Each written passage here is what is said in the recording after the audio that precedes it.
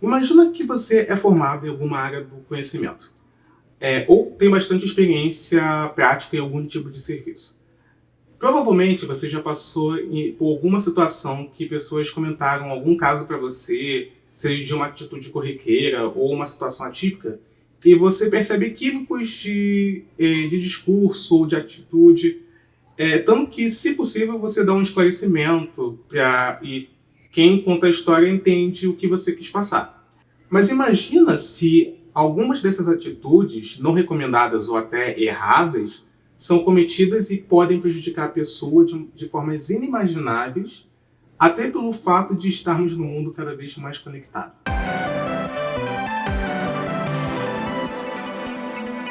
Olá pessoal, Cadu aqui. E como eu tenho bacharelado em ciência da computação, desculpe para quem está ouvindo isso pela milésima vez. Então, a forma como eu vejo a internet em si não é tão abstrata quanto a maioria dos usuários tem. Não que eu entenda como tudo funciona em todos os detalhes, mas eu tenho uma ideia ao ponto de, se eu ver que algo não está funcionando, eu consigo pensar numa hipótese plausível comparado a alguém que não entenda tanto das particularidades do assunto. Em teoria, as pessoas não saberem de tais particularidades não seria um problema. A internet se popularizou, o computador se popularizou por ser o item que cada vez mais nós, usuários, temos facilidade de utilizar, e são itens que tornam nossa vida mais prática. Temos noção do que está acontecendo ao redor do mundo, quase que em tempo real, distâncias parecem diminuir cada vez mais, e as opções de entretenimento aumentaram. Só que quando a gente começa a falar sobre segurança na internet, começa a pensar e pesquisar um pouco mais sobre o assunto, apesar de existir sim a figura do hacker, do cracker, que seria o hacker malicioso, que sistemas podem falhar, ainda assim boa parte das quebras de segurança acontecem por causa de nós, usuários. E a minha teoria é que subestimamos o que é ser um alfabetizado digital. Antes de dar o exemplo para ilustrar o ponto que eu quero chegar, a minha intenção com este vídeo é que uma discussão sobre os cuidados que devemos ter ao utilizar a internet seja levantada, e até mesmo a diferença de aprender a mexer num programa e a aprender uma disciplina, um conhecimento novo, porque esses conceitos moldam muito como vemos a rede mundial de computadores. A situação que me deixou com uma pulga atrás da orelha foi a partir de uma postagem no grupo do Facebook, que o usuário relatou que recebeu um e-mail que acreditava ser referente ao seu MEI e continha instruções que pediam para que o destinatário alterasse a sua senha, dizendo qual deveria ser a senha, e respondesse e-mail para avisar quando o procedimento fosse concluído. Alguns devem ter pegado o problema dessa situação logo de cara, mas para os que não pegaram, pode acontecer de um site sugerir que você troque a sua senha. Normal. Pode acontecer que um site envie uma nova senha para você utilizar, apesar de que o ideal seja a senha ser redefinida pelo usuário. Agora, se um e-mail diz para você alterar sua própria senha para depois avisar o remetente, tenha certeza que quem enviou o e-mail não tem nenhum vínculo com quem administra a plataforma, site ou serviço. Alguém querendo se passar pelo site falando para você alterar a senha para que eles consigam acessar sua conta, já que eles vão saber a sua senha. Para alguns isso pode parecer uma situação óbvia, mas como estamos habituados a acreditar em um e-mail com um certo padrão, com uma estilização bem feita, em seguir ordens que foram dadas a nós sem conferir a validade de tais ordens a fim de evitar alguma consequência negativa, a tendência de darmos mole é maior. Se você não entende que, por exemplo, é mais provável que o Mark Zuckerberg saiba tudo de você baseado no que você posta e faz no Facebook, menos a sua senha, ou que existem proteções de dados, que há boas práticas quanto ao login e cadastro de usuários, que a gente chama de autenticação, você não vai ter como se proteger. E como a maioria das pessoas que utilizam a internet são leigas com relação à tecnologia, ou no sentido de como a internet funciona em si, elas são colocadas num espaço em que elas podem se prejudicar por não conhecerem. Talvez seja pela forma como a educação ainda é aplicada, em que alguém entra numa sala de aula para passar um monte de informação saindo do pressuposto que não sabemos nada e temos que replicar essas informações apenas, que faz que a maioria dos usuários criem roteiros do que fazer. No sentido de que, ao usar uma aplicação nova, eles vão precisar que alguém fale em quais botões clicar, em qual ordem, senão a pessoa se perde. Ao meu ver, a Apple, ao investir em uma interface gráfica, em que você podia usar o mouse e teclado e interagir com os ícones da tela, ao invés de digitar comandos em uma tela preta, foi um passo para definir como a nossa experiência com computadores modernos e, mais tarde, com o iPod ou iPhone, com dispositivos móveis, foi que tudo deveria ser intuitivo. Então a ideia não é que você leia um manual ou que alguém te fale de antemão como navegar numa rede social.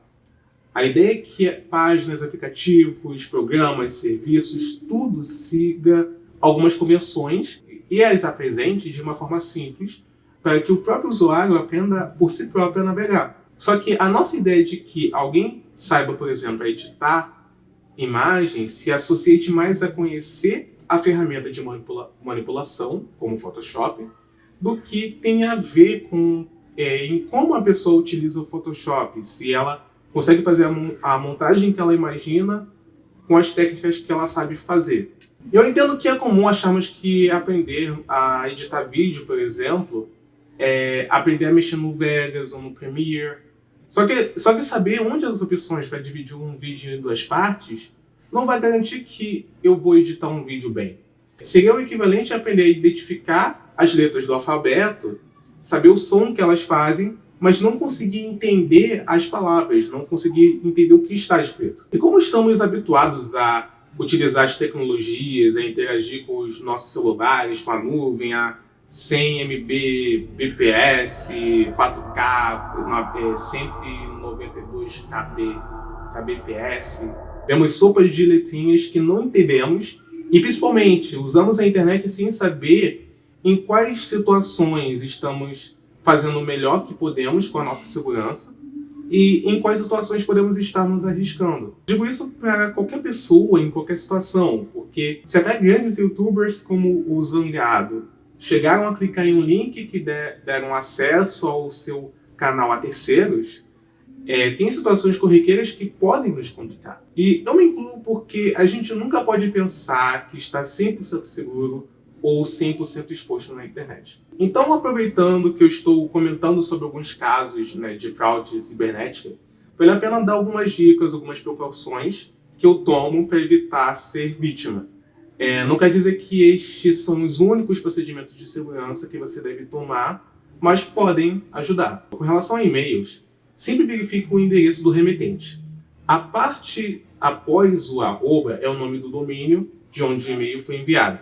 Esse domínio pode ser um serviço de e-mails como Gmail, Hotmail ou Ball, quanto também pode pertencer a alguém ou alguma organização, como a Google, Facebook, Twitter, Tinder.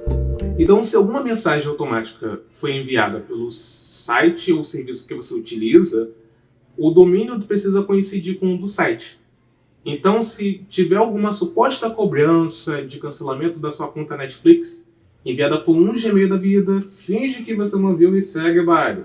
E mesmo quando o e-mail parece bonitinho e siga os padrões de e-mail dos quais você recebe, também vale a pena dar uma olhada no tom do texto.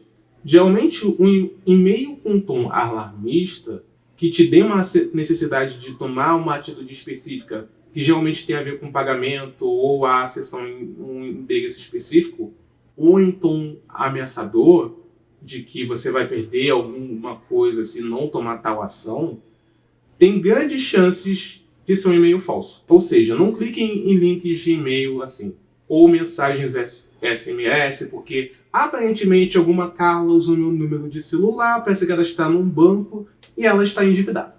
Por desencargo de consciência, como nenhum dos números daquele banco batem com os que eu vi na página do banco, então eu segui com o baile também. Na dúvida de e-mail sobre cobranças ou problemas com alguma conta, é sempre bom confirmar com a instituição desta conta se o problema de fato existe. Que assim, se for necessário resolver, você resolve diretamente e saberá os procedimentos corretos e, se não for real, você ficará com a consciência tranquila. Aqui eu não estou mencionando e-mails sobre avisos que sua conta foi acessada por um dispositivo novo, porque geralmente tais mensagens apenas instruem ao destinatário o que fazer no caso de suspeita de invasão, mas é válido avaliar o domínio, como eu falei antes de clicar em qualquer link. Para os youtubers de plantão, em caso de possíveis patrocinadores, veja o domínio, mas principalmente pesquise bastante sobre a empresa que se diz interessada. Não basta ver se tem site ou se não tem, se tem rede social ou não. Você precisa avaliar até mesmo se a oferta é plausível para o segmento e o tamanho do seu canal e se de fato parece ser uma empresa de verdade. E se eles mandarem clicar em algum link suspeito, não clique, ou se tiver muita certeza da veracidade da proposta, não abrem um navegador no qual as suas contas do YouTube ou outra rede social estejam conectadas. Isso evita que você corra o risco de dar acesso da sua conta a terceiros. Eu espero não ter alarmado ninguém aqui, mas eu achei que seria necessário fazer um vídeo assim. E eu espero que aos poucos a gente perceba que precisamos saber mais sobre o que utilizamos. Não necessariamente ao ponto de programarmos nossas próprias aplicações ou de consertar qualquer problema com nossas máquinas, mas para entendermos o mínimo de como as tecnologias funcionam e não acreditarmos tão facilmente no que vemos em qualquer lugar. Se você assistiu a esse vídeo até aqui, muito obrigado, espero que você tenha gostado, que tenha sido útil. Não esqueçam dos 3 Cs, curtir, comentar, compartilhar. Se esse vídeo foi proveitoso para você de alguma forma, e se proteja, se informe, até pela sua própria segurança. É isso, gente. Até a próxima e não esqueçam de seguir as suas coleguinhas.